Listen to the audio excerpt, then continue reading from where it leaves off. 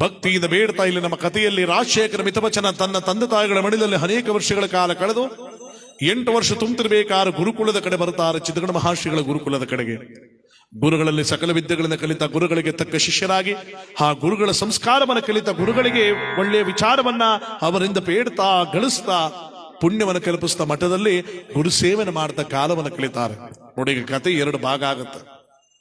ಇಲ್ಲಿಗೆ ಮಕ್ಕಳಾದಂತ ರಾಜಶೇಖರ ಮಿತವಚನ ಇರುವರು ಕೂಡ ಗುರುಗಳ ಸಂಸ್ಕಾರವನ್ನು ಕಲಿತಾ ವಿದ್ಯಾಭ್ಯಾಸ ಮಾಡ್ತಾ ಇದ್ರೆ, ಆ ಅರಮನೆ ಬೀದಿಯ ಪಕ್ಕದ ಬೀದಿಯಲ್ಲಿ ತಿರುಕಲುವಿನಾಚಿ ಎನ್ನುವಂತ ಒಬ್ಬಳು ಹೆಣ್ಮಗಳಿದ್ಲು.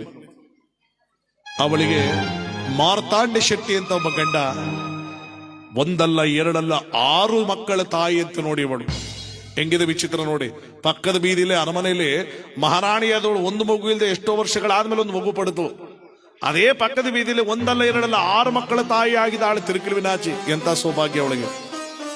6 ಮಕ್ಕಳ ತಾಯಿ, 6 ಮಹಡಿಯ ಒಂದು ಪುಣ್ಯವಾದಂತ ಅಂತಸ್ತು, ಹಣ ಅಂತಸ್ತು ವೈಭೋಗ ತುಂಬಿ ತುಳುಕಾಡ್ತಾ ಇದ್ರೆ, ಸಂತಾನ ಭಾಗ್ಯ, ಗಂಡನೆಂಬ ಸೌಭಾಗ್ಯದ ಭಾಗ್ಯ ಎಲ್ಲವನ್ನು ಪಡೆದು ಆನಂದವಾಗಿ ಕಾಲ ಕಳೀತಾ ಇದ್ದಾಳಂತೆ ತಿರುಕಲುವಿನಾಚಿ. ಅವಳು ಅನ್ಕೋತಾಳೆ, ನಾನು ಮಹಾರಾಣಿಗೇನು ಕಡಿಮೆ ಇಲ್ಲ, ನನಗೆ 6 ಸಂತಾನ ಭಾಗ್ಯ ಕೊಟ್ಟಿದ್ದಾನೆ, ಭಗವಂತನ ಸಹಕಾರ ಇದೆ ಅಂತ ಸಂತೋಷವಾಗಿ ಕಾಲ ಕಳೀತಾ ಇದ್ರೆ, ಗಂಡನಾದ ಮಾರ್ತಾಂಡ ಶೆಟ್ಟಿಯ ಕೆಲಸ ಏನು ಅಂದ್ರೆ ಅಡುಗು ವ್ಯಾಪಾರ ತಾಣದಲ್ಲಿ ಕೆಲಸ ಮಾಡೋದು. ಅಂದ್ರೆ ಅಡುಗಿನ ಕೆಲಸಕ್ಕೆ ಹೋಗಿ ಅಲ್ಲಿ ವ್ಯಾಪಾರಸ್ಥರ ಜೊತೆಯಾಗಿ ವ್ಯಾಪಾರ ಮಾಡ್ಕೊಂಡು ಬರ್ತಿದ್ದವನು ಬೆಳಿಗ್ಗೆ ಹೋದ್ರೆ ಸಂಜೆ ಬಂದ್ಬಿಡ್ತಾ ಇದ್ದ ವ್ಯಾಪಾರ ಮುಗಿಸ್ಕೊಂಡು. ಈ ರೀತಿ ದಿನ ನಡ್ಕೊಂಡು ಹೋಗ್ತಿರ್ಬೇಕಾದ್ರೆ ಒಂದು ದಿನ ಏನಾಯ್ತು, ತಿರುಕಲುವಿನಾಚಿಯಾದವಳ ಒಂದು ಮನಸ್ಸಿನಲ್ಲಿ ಒಂದು ಕೆಟ್ಟ ಯೋಚನೆ ಬಂದ್ಬಿಡ್ತು. ಅದು ಹೆಣ್ಣಾಗ್ಲಿ ಗಂಡಾಗ್ಲಿ ಯಾರ ಜೀವನದಲ್ಲೂ ಅದು ಯೋಚನೆ ಬರಬಾರದು, ಅವಳ ಮನಸ್ಸಿನಲ್ಲಿ ಬಂದ್ಬಿಡ್ತು. ನೋಡಿ, ಗಂಡನಾದವನು ಯಥಾಸ್ಥಿತಿಯಾಗಿ ವ್ಯಾಪಾರಕ್ಕೆ ಅಂತ ಹೋಗಿದ್ದಾನೆ, ಮಕ್ಕಳೆಲ್ಲ ಈಚೆ ಆಟ ಆಡ್ತಾ ಇದ್ದಾರೆ. ಇವಳು ವಸ್ತುಲ ಮೇಲೆ ಕೂತ್ಕೊಂಡು ಒಂದು ದಿನ ಯೋಚನೆ ಮಾಡದಂತೆ, ಅಲ್ಲ, ನಾನು ಬರೋಕ್ಕಿಂತ ಮುಂಚೆ ನನ್ನ ಗಂಡನ ಮನೆ ಹಿಂಗಿತ್ತ, ಬಡತನದಲ್ಲೇ ಮುಳುಗೋಗಿತ್ತು, ಸಾಲ ಸೋಲೆಲ್ಲ ಮಾಡ್ಕೊಂಡಿದ್ರು ನನ್ನ ಪತಿದೇವರು.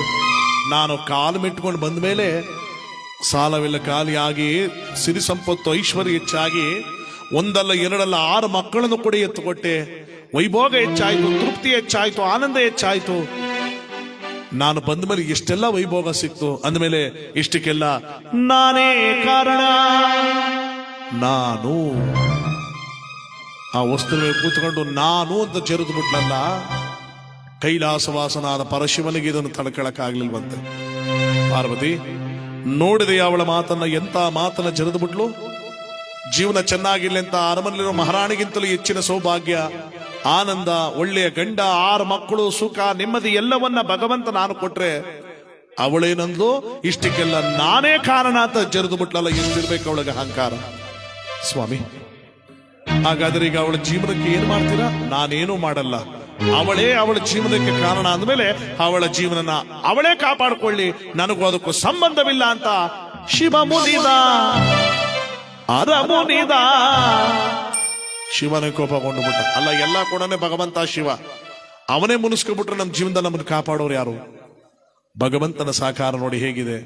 ಯಾವಾಗ ಶಿವನೇ ಮುನಿದು ಬಿಟ್ಟು ಅಲ್ಲಿಗೆ ಅವಳು ಗ್ರಾಚಾರ ಕೆಡ್ತು ಅಂತ ಅರ್ಥ. ಯಾರದೋ ತಿರುಕಲುವಿನಾಚಿದು ಗ್ರಾಚಾರ ಕೆಟ್ಟಲ್ಲ, ಜೀವನ ಚೆನ್ನಾಗಿ ನಡ್ಕೊಂಡು ಹೋಗ್ತಿದ್ದು, ಶಿವ ಮುನಿದು ಬಿಟ್ನಲ್ಲ. ಒಂದು ದಿನ ಕಳೀತು, ವ್ಯಾಪಾರಕ್ಕೆ ಅಂತ ಹೋಗಿದ್ದ ಗಂಡ ವ್ಯಾಪಾರ ಮುಗಿಸ್ಕೊಂಡು ಬರಲೇ ಇಲ್ಲ. ಮಕ್ಕಳು ಆಟ ಆಡ್ತಿರ್ಬೇಕಾದ್ರೆ ಹಿಂದಕ್ಕಿದ್ದಾಗೆ ದೊಡ್ಡ ಮಗುವಾಗಿರ್ತಕ್ಕಂಥದ್ದು ತನ್ನ ತಾಯಿ ಹತ್ರ ಓಡೋಡ್ ಬರ್ತಾ ಇದೆ. ಅಮ್ಮ ಅಮ್ಮ, ಮಾತು ಬರದ ಕಡಬಲಿಸುತ್ತ ಯಮಚಳಿ ಜ್ವರ ಬಂದು ಗಡಗಡನೆ ನಡಗುತ್ತಾ, ಜಬರಾಯ ಬಂದು ಕೈ ಬೀಸಿ ಕರೆದಿಹನು ತಾಯಿ, ನಾನಿನ್ನು ಹೊರಡುವೆನಮ್ಮ, ಇದು ನಾನಿನ್ನ ಬಿಟ್ಟು ಹೋಗುವೆನಮ್ಮ. ಅಮ್ಮ ಅಮ್ಮ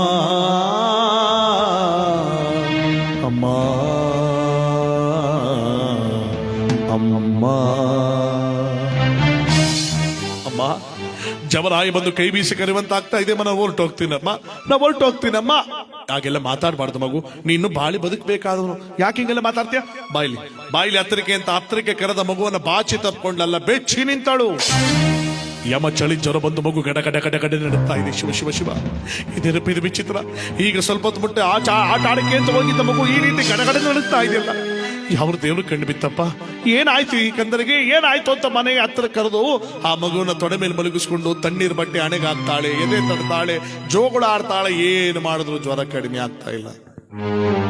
ಯಾಕಂದ್ರೆ ನಾನು ಒಂದು ಜರಿದಕ್ಕೆ ಅವಳ ಗ್ರಾಚಾರಕ್ಕೆ ಕೆಡ್ತು ಅಂತ ಅರ್ಥ. ಅಲ್ಲಿಗೆ ಕೂಗಾಡ್ತಾಳೆ, ಕಿರುಚಾಡ್ತಾಳೆ, ಮಗುನ ಕಾಪಾಡ್ಕೊಳ್ಳೋದಕ್ಕೆ ಏನೇನೋ ಪ್ರಯತ್ನ ಮಾಡ್ತಾಳೆ. ವಿಚಿತ್ರ ಏನಾಯ್ತು, ಇಂದಿನ ದಿವಸ ಯಾವ ಸಮಯದಲ್ಲಿ ವಸ್ತುವಿನ ಮೇಲೆ ಕೂತ್ಕೊಂಡು ನಾನು ಅಂತ ಜರಿದಿದ್ಲು, ಅದೇ ಸಮಯಕ್ಕೆ ಮರುದಿನ ದೊಡ್ಡ ಮಗುವಾಗಿರ್ತಕ್ಕಂಥದ್ದು ತಾಯಿಯ ಮಡಿಲಲ್ಲಿ ಅಮ್ಮ ಪಟ್ಟನೆ ಪ್ರಾಣ ಬಿಟ್ಟು ಬಿಡ್ತಂತ. ಮಗು ಯಾವ ಪ್ರಾಣ ಬಿಟ್ಟು ಬಿಡ್ತೋ ದುಃಖ ತಡೆದಾರದೆ ಮನೆಯಿಂದ ಈಚೆ ಬಂದು, ಅಯ್ಯ ಪುಣ್ಯಾತ್ಮರೇ ಬರ್ರಪ್ಪ, ನನ್ನ ಮಗು ಸತ್ತೋಗಿದೆ, ಬನ್ನಿ ಕಾಪಾಡಿ, ಬನ್ರಪ್ಪ, ಬನ್ನಿ ಜನರೇ ಬನ್ನಿ ಅಂತ ಎಲ್ಲ ಕೂಗುತ್ತಲ್ಲ. ಊರ ಜನ ಬಂದ್ರು, ಯಾಕಮ್ಮ ಏನಾಯ್ತು, ಏನಾಯ್ತವ? ನನ್ನ ಮಗು ದೊಡ್ಡ ಮಗು ಸತ್ತೋಗಿದೆ, ಬನ್ನಿ ಅಪ್ಪ, ನನ್ನ ದೊಡ್ಡ ಮಗು ಸತ್ತೋಗಿದೆ. ಏನ್ ತಲೆಗೆಲೆ ಕೆಟ್ಟಿದ್ಯಾನಮ್ಮ? ಈಗ ತಾನೇ ದೊಡ್ಡ ನಿನ್ನ ಮಗು ನಮ್ಮ ಮಕ್ಕಳ ಜೊತೆ ಆಟ ಆಡ್ತಿದ್ದಲ್ಲ ತಾಯಿ, ಏನ್ ಹೇಳ್ತಾ ಇದೆಯಾ? ಗೊತ್ತಿಲ್ಲಪ್ಪ, ನನ್ನ ಮಗು ಪ್ರಾಣ ಹುಟ್ಟೋಗಿದೆ, ಬನ್ನಿ ಅಪ್ಪ ಬನ್ನಿ ಅಂತ ಒಳಗಡೆ ಬಂದು ನೋಡಿದ್ರೆ ಮಗು ಸತ್ತೋಗಿದೆ. ಏನೇ ವಿಚಿತ್ರ ಇದು. ಈಗ ಆಡ್ತಿದ್ದ ಹುಡುಗ ಈಗಿಲ್ಲ ಅಂದ್ರೆ ಏನ್ ಅರ್ಥ? ನಿನ್ ಗಂಡ ಇಲ್ಲಮ್ಮ? ಇಲ್ಲ. ದಿನ ಸಂಜೆ ಆದ್ಮೇಲೆ ವ್ಯಾಪಾರ ಮುಗಿಸ್ಕೊಂಡ್ ಬರ್ತಿದ್ದವ್ರು ಒಂದು ದಿನ ಆದ್ರೂ ಅವ್ರ ಪತ್ತೆನೇ ಇಲ್ಲ. ನಾನೇನು ಮಾಡ್ಲಿ, ನೀವೇ ನನ್ನನ್ನು ಕಾಪಾಡಬೇಕು, ನನ್ನ ಮಗು ನೋಡಿ ಅಪ್ಪ. ಅಳ್ಬೇಡ ಅಳ್ಬೇಡ ಕಣವ, ಆಯ್ತು ಸಮಾಧಾನ ಮಾಡ್ಕೊ. ಕಷ್ಟ ಆದ್ಮೇಲೆ ಅಕ್ಕಪಕ್ಕದವ್ರು ನಾವಿಲ್ವಾ ಜೊತೆಗೆ, ಸಮಾಧಾನ ಮಾಡ್ಕೊಳ್ಳವ. ನೋಡೋಣ, ನಿನ್ನ ಗಂಡ ಮುಸ್ಸಂಜೆ ಹತ್ತರು ಇವತ್ತಾರು ಬಂದೇ ಬರ್ಬೋದೇನೋ, ನೋಡೋಣ, ಕಾಯೋಣ ಸುಮ್ಮನಿರುವಂತ. ಸಂಜೆ ತನಕ ಕಾಯ್ದಾರ ಎಣ ಹಿಡ್ಕೊಂಡು ಗಂಡ ಬರಲಿಲ್ಲ.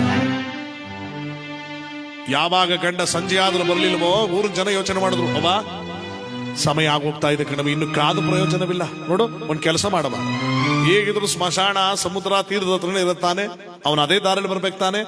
ಹೆಣ್ಣನ ಒತ್ಕೊಂಡಲ್ಲಿ ಹೋಗೋಣ, ಅವ್ನು ಬಂದಾಗ ನಾವೇ ಅವನಿಗೆ ಬುದ್ಧಿ ಹೇಳ್ತೀವಿ, ಏನು ಅಂತ ತಿಳಿಸ್ತೀವಿ, ವಿವರನ್ನೆಲ್ಲ ತಿಳಿಸ್ತೀವಿ. ನಡಿ ತಾಯಿ ಹೋಗೋಣ. ಇಲ್ಲ, ಅವ್ರು ಬಂದ್ಬಿಡ್ಲಿ ಸುಮ್ಮನಿರಿ, ಅಯ್ಯೋ ನಾವಿದೀವಲ್ಲ ಅವನ್ನ ಹೇಳ್ತೆ ನಡಿ ಅಂತ ಮಗುನ ಎತ್ಕೊಂಡು ಈಚೆ ಸ್ಮಶಾನದ ಕಡೆ ಬಂದರು ಜನರೆಲ್ಲ. ಮಣ್ಣ ಹಗದು ಎಲ್ಲವನ್ನ ಸಿದ್ಧ ಮಾಡಿ ಕಾಯ್ತಾರ. ಅಲ್ಲೊಂದು ಸ್ವಲ್ಪ ಹೊತ್ಗಳಕ್ಕಾದ್ರು ಗಂಡ ಬರ್ತಾನೇನೋ ಅವರಪ್ಪ ನೋಡ್ಲಿ ಅಂತ. ಬರಲಿಲ್ಲ. ರಾತ್ರಿ ಆಗೋಗ್ತಾ ಇತ್ತಲ್ಲ, ಅವರೆಲ್ಲ ಊರಿನ ಜನ ಹೇಳಿದ್ರು, ಅವ್ವ ಇನ್ ಹೆಚ್ಚೊತ್ ಕಾಯಕ್ಕಾಗಲ್ಲ ಕಣವ, ಎಣ ವಾಸನೆ ಬಂದ್ಬಿಡುತ್ತೆ, ಕತ್ಲು ಬೇರೆ ಆಗ್ತಾ ಇದೆ, ಈ ಎಣ್ಣನ ಮಣ್ಣು ಮಾಡ್ಬಿಡವ. ನಿನ್ ಗಂಡ ಬಂದಾಗ ನಾವು ಏನಾಯ್ತು ಎಂತಾಯ್ತು ಅಂತ ವಿವರಿಸಿ ಅವ್ರಿಗೆ ಬುದ್ಧಿ ಹೇಳ್ತೀವಿ. ನಿನ್ ಕಾಯ ತಪ್ಪು ಕಣವ, ಬಾ ತಾಯಿ ಅಂತ. ಗಂಡ ಬಂದಿಲ್ಲ ನೋಡಿ, ಒಂದು ಮಗುವಾಗಿರ್ತಕ್ಕಂಥದ್ದು ದೊಡ್ಡ ಮಗು ಪ್ರಾಣ ಬಿಟ್ಟಿದೆಯಲ್ಲ, ಆ ಮಗುವಿನ ಮಣ್ಣು ಮಾಡ್ತಾ ಇದ್ದಾರೆ.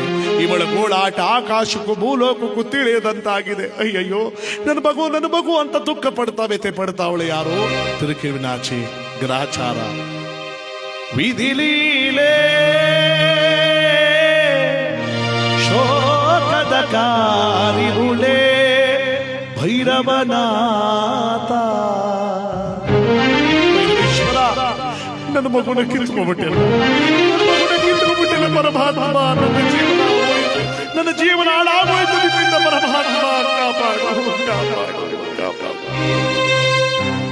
ವಿಧಿಯ ಲೀಲೆ ಹರಿಯದ ಬಾಲೆಗೆ ಸಲ್ಲದು ಈ ಜ್ವಾಲೆ ದೇವ, ಸಲ್ಲದು ಈ ಜ್ವಾಲೆ ಭೈರವನಾಥ.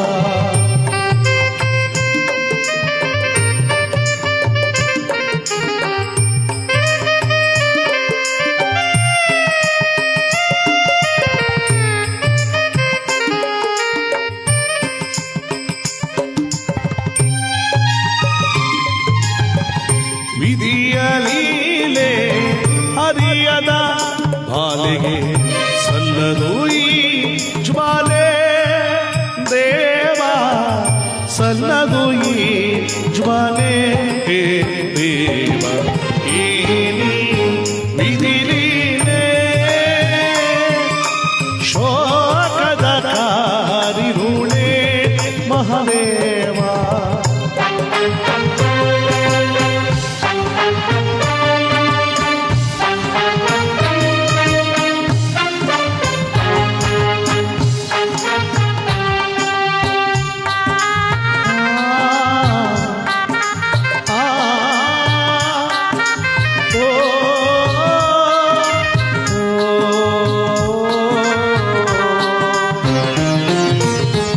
ಸಹಿಸೇದಾತ ಏನಿದಾತ ಆರದೀಶ ದೇವ, ಆರದೀಶ ಶಾಪ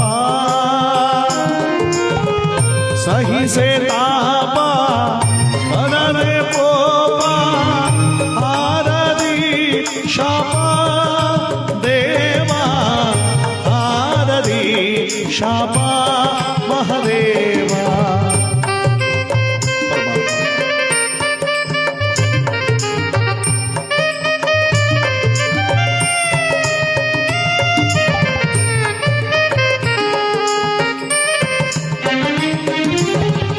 ಸಹಿಸೆ ತಾಪ ಬರದೆ ಕೋಪ ತಾರದಿ ಶಾಪ ದೇವ ಆರದಿ ಶಾಪ ದೇವ ಏನಿ ವಿಧಿ ನೀನೇ ಶೋಕದ ಕಾರಿರುಳೆ ಮಹದೇವ ಏನಿ ವಿಧಿ ನೀನೇ.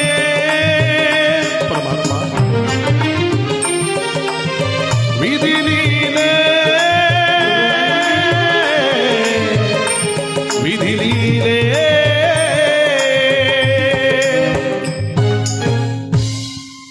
ಮೊದಲನೇ ಮಗುನ ಮಣ್ಣು ಮಾಡಿ ದುಃಖದಿಂದ ಬಂದು ಮನೆಯಲ್ಲಿ ಹಳಹಳತ ಕೂತು ಬಿಟ್ಲು ತಾಯಿ ಆದವಳು. ನನ್ನ ಗಂಡ ಬರಲೇ ಇಲ್ವಲ್ಲಪ್ಪ, ಮೊದಲನೇ ಮಗುನ ಮುಖನೇ ನೋಡ್ಲಿಲ್ವಲ್ಲ, ನಾನೇನ್ ಮಾಡ್ಲಿ? ಮಗ ಬಂದು ತಂದೆ ಬಂದು ಮಗನ್ ಕೇಳಿದ್ರೆ ನಾನು ಏನಂತ ಹೇಳಿ?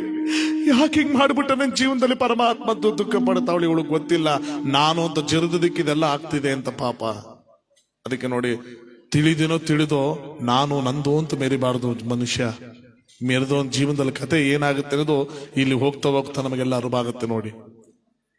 ಪರಮಾತ್ಮನಾದವನು ಪರಮೇಶ್ವರ ಒಂದು ಮಗು ಕಿತ್ಕೊಂಡವನು ಸುಮ್ಮನೆ ಬಿಟ್ಟುಬಿಟ್ನ ಅಲ್ಲಿಗೆ? ಖಂಡಿತ ಬಿಡ್ಲಿಲ್ಲ. ಮತ್ತೊಂದು ಕಂಟಕನ ತಂದಿಡ್ತಾವನೆ ನೋಡಿ ಭಗವಂತ. ಏನಾಯ್ತು?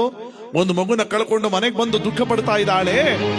ಮರುದಿನ ದೊಡ್ಡ ಮಗು ಯಾವ ರೀತಿ ವಿಲವಿಲನ ಒದ್ದಾಡ್ತ ತಾಯಿ ಹತ್ರ ಬಂದು ನೋವನ್ನು ಪಡ್ತಿತ್ತು, ಅದೇ ಸಮಯಕ್ಕೆ ಎರಡನೇ ಮಗುವಾಗಿರ್ತಕ್ಕಂಥದ್ದು ಮತ್ತೆ ತಾಯಿ ಹತ್ರ ಓಡೋಡಿ ಬರ್ತಾ ಇದೆ.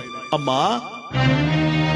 ಅಣ್ಣ ನನ್ನನ್ನು ಕೈ ಬೀಸಿ ಕರೆತಿಹನು ತಾಯಿ, ಬದುಕಲು ಆಸೆಯು ಉಳಿದಿಲ್ಲ, ನಾನಿನ್ನು ಹೊರಡುವೆನಮ್ಮ ಅಣ್ಣನ ಬಳಿಗೆ.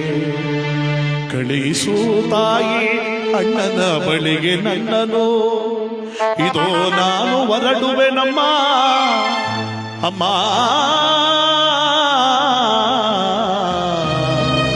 ಅಮ್ಮ ಅಮ್ಮ ಅಮ್ಮ, ಅಣ್ಣ ನನ್ನನ್ನು ಕೈ ಬೀಸಿ ಕರಿತಾ ಇದ್ದಾನೆ, ಬಾ ಅಂತ ನಾನು ಹೊರಟೋಗ್ತೀನಮ್ಮ, ಹೊರಟೋಗ್ತೀನಿ. ಹೆಂಡ್ ತಾಯಿ ಹೇಳ್ತಾಳೆ, ಏನಪ್ಪ ನೀನ್ ಮಾತಾಡ್ತಿರೋದು? ಒಂದ್ ಮಗುನ ಕಳ್ಕೊಂಡೆ ನನ್ನ ಕೈಲಿ ದುಃಖ ತಿಳಿಯೋಕ್ಕಾಗ್ತಲ್ಲ, ನೀನ್ ಯಾಕಪ್ಪ ಈ ರೀತಿಯಲ್ಲಿ ಮಾತಾಡ್ತಾ ಇದ್ದೆ? ನೋಡು, ಆ ರೀತಿಯೆಲ್ಲ ಮಾತಾಡ್ಬಾರ್ದು. ಬೈಲಿ, ನನ್ನ ತಾಯಿ ಇಲ್ವಾ? ನಾ ಇಲ್ವಾ ನಿನ್ನ ತಾಯಿ? ನನ್ನ ಜೊತೆ ನೀರುವಂತೆ ಬಾರಪ್ಪ ಅಂತ ತಾಯಿ ಮಗನ ಬುದ್ಧಿ ಹೇಳೋದಕ್ಕೆ ಅಂತ ಹತ್ರ ಕರ್ಕೊಂಡ್ಲಲ್ಲ, ಮತ್ತೆ ಬೆಚ್ಚಿ ನಿಂತಾಳು. ಯಾಕೆ? ಇಂದಿನ ದಿವಸ ಯಾವ ರೀತಿ ದೊಡ್ಡ ಮಗು ನಡುತ್ತಾ ಇತ್ತು ಬಿಸಿ ಯಾವ ಚಳಿ ಜ್ವರದಿಂದ, ಆ ಮಗುನು ಕೂಡ ಅದೇ ರೀತಿ ಚಳಿ ಜ್ವರದಿಂದ ನಡುತ್ತಾ ಇದೆ. ಅಯ್ಯಯ್ಯೋ, ಇದೇನಪ್ಪ ಇದು? ಒಂದು ದಿನಕ್ಕೊಂದು ಮಗು ಅಂತ ಈ ರೀತಿ ನನಗೆ ನೋವು ಕೊಡ್ತಾ ಇದೆ, ನಾನು ಹೆಂಗ್ ತಡ್ಕೊಳ್ಳಿ? ಮೊದಲು ಮಗುನ್ ತರುವ ಸತ್ತ ಇದ್ದಿದೆ, ನನ್ನ ಕೈ ತಡೆಯಕ್ಕಾಗ್ತಾ ಇಲ್ಲ. ಈ ಮಗುನ ಈ ರೀತಿ ಆಗ್ತಾ ಇದ್ದಿಲ್ಲ, ಏನ್ ಮಾಡ್ಲಿ ಅಂತ ಮಗುನ ಕಾಪಾಡೋದಕ್ಕೆ ಪ್ರಯತ್ನ ಪಡ್ತಾಳೆ. ಏನು ಮಾಡಿದ್ರು ಜ್ವರ ಕಡಿಮೆ ಆಗಲಿಲ್ಲ. ಇಂದಿನ ದಿವಸ ಯಾವ ರೀತಿ ದೊಡ್ಡ ಮಗು ಪ್ರಾಣ ಬಿಟ್ಟು ಬಿಟ್ಟಿತ್ತೋ, ಮರು ದಿವಸ ಎರಡನೇ ಮಗು ಕೂಡ ತನ್ನ ತಾಯಿ ಮಡಿಲಲ್ಲಿ ಅಮ್ಮ ಪಟ್ಟನೆ ಪ್ರಾಣ ಬಿಟ್ಟು ಬಿಡ್ತು. ಯಾವಾಗ ಎರಡನೇ ಮಗನೂ ಕೂಡ ಸತ್ತೋಯ್ತೋ, ಮನೆಯಿಂದ ಈಚೆ ಬರ್ತಾಳೆ. ಅಯ್ಯ ಅಣ್ಣ ಬನ್ರಪ್ಪ, ಅಕ್ಕ ಬನ್ನಿ, ನನ್ನ ಎರಡನೇ ಮಗು ಸತ್ತೋಗಿದೆ, ಬನ್ರಪ್ಪ ಬನ್ನಿ. ಊರಿನ ಜನ ಎಲ್ಲ ಹೇಳಿದ್ರು, ಏನ್ ತಲೆಗೆಲ್ಲ ಕೆಟ್ಟಿದೆ ನಿನಗೆ? ಏನ್ ಮಾತಾಡ್ತಾ ಇದ್ಯಾ? ಈಗ ತಾನೇ ದೊಡ್ಡ ಮಗುನ ಮಣ್ಣು ಮಾಡ್ಬಿಟ್ಟು ಬಂದು ಸ್ನಾನ ಮಾಡಿ ಇನ್ನೂ ತಲೆ ಕೂದಲು ಆರಿಲ್ಲ, ಆಗ್ಲೇ ಬಂದು ಇನ್ನೊಂದು ಮಗು ಸತ್ತೋಯ್ತು ಅಂತ ಹೇಳ್ತಾ ಇದೆಯಲ್ಲ, ಏನ್ ಕಥೆ ಕಟ್ತಾ ಇದೆಯೇನಮ್ಮ? ಇಲ್ಲ ಸ್ವಾಮಿ, ನನ್ನ ಎರಡನೇ ಮಗುನು ಕೂಡ ಸತ್ತೋಗಿದೆ, ಬನ್ನಿ ಬೇಕಾದ್ರೆ ನೋಡಿ ಅಂತ ಹತ್ರ ಕರಿತಾ ಇದ್ರೆ, ಅಲ್ಲೇನಾಯ್ತು? ಇವಳ ಮನೆಯ ಪಕ್ಕದಲ್ಲಿ ಒಬ್ಬ ವಯಸ್ಸಾದ ಮುದುಕ ಕೂತಿದ್ದಂತೆ ಜಗಡಿ ಕಟ್ಟೆ ಮೇಲೆ. ಅವನೇನ್ ಮಾಡ್ತಾನೆ, ಯಾರೋ ಅವಳ ಮನೆ ಹತ್ರ ಹೋಗ್ಬೇಡಿ, ನಿಂತ್ಕೊಳ್ಳಿ. ಅಲ್ಲಿದ್ದ ಜನ ಎಲ್ಲ ತಿರುಗ್ಬಿಟ್ರು. ಯಾಕಪ್ಪ, ಯಾಕೆ ಹೋಗ್ಬಾರ್ದು? ಮಗು ಸತ್ತಾಗಿದೆ ಅಂತ ನೋಡಕ್ ಹೋಗ್ತಾ ಇದೀವಿ. ಆಗ ಮುದುಕ ಹೇಳ್ತಾ, ನಿಮ್ಗೆಲ್ಲ ತಲೆಗೆಲ್ಲ ಕೆಟ್ಟಿದ್ಯಾ? ನಿಮ್ಗೆ ಇನ್ನೂ ಅರ್ಥವಾಗ್ತಾ ಇಲ್ವಾ? ನೀವು ಸರಿಯಾಗಿ ಯೋಚನೆ ಮಾಡಿ ನೋಡಿದ್ರೆ ನಿಮಗೆ ಉತ್ತರ ಸಿಗುತ್ತೆ. ಏನ್ ಹೇಳ್ತಾ ಇದ್ದ ಮುದುಕ? ಅದೇನ್ ಬಿಡಿಸಿ ಹೇಳು. ಅಲ್ಲ, ದಿನಾ ವ್ಯಾಪಾರಕ್ಕೆ ಹೋಗ್ತಿದ್ ಗಂಡ ಮುಸ್ಸಂಜೆ ಹೊತ್ನಲ್ಲಿ ಬತ್ತಿದ್ದವನು 3 ದಿನ ಆದ್ರೂ ಪತ್ತೆ ಇಲ್ಲ ಅಂದ್ರೆ ಏನ್ ಅರ್ಥ? ಇವಳು ಮೊದಲೇ ಗಂಡನ್ನ ಸಾಯಿಸ್ಬಿಟ್ಟವಳೆ. ದಿನಕ್ಕೊಂದು ಮಗು ಅಂತ ಸಾಯ್ತಾ ಇದೆ ಅಂದ್ರೆ ದಿನಕ್ಕೊಂದು ಮಗು ನಾವು ಒಂದೊಂದಾಗಿ ಸಾಯಿಸ್ತಾವಳೆ. ಇವಳೊಬ್ಳು ಕೊಲೆ ಪಾತಕಿ ನರರಾಕ್ಷಸಿ, ಇವಳು ಅವಳಿಗೆ ಸಹಾಯ ಮಾಡ್ತೀರಾ? ಯೋಚನೆ ಮಾಡಿ. ಜನರ ತಲೆನೇ ಕೆಟ್ಟೋಯ್ತು, ನಿಜ ತಾನೆ. ದಿನ ವ್ಯಾಪಾರ ಮುಗಿಸ್ಕೊಂಡು ಮುಸ್ಸಂಜೆ ಹೊತ್ತು ಬತ್ತಿದ್ ಗಂಡ ಇವತ್ತು ಈ 3 ದಿನ ಆದ್ರೂ ಪತ್ತೆ ಇಲ್ಲ ಅಂದ್ರೆ ಮಗು ಈ ರೀತಿ ಸಾಯ್ತಾ ಇದೆ ಅಂದ್ರೆ ಓಹೋ, ಇವನ ಅಕ್ಕಪಕ್ಕದ ಪಕ್ಕದ ಮನೆಯವನಲ್ವ, ಇವನಿಗೆಲ್ಲ ಗೊತ್ತಾಗುತ್ತೆ, ಇವನು ಹೇಳ್ತಿರೋದು ಸರಿ ಅಂತ.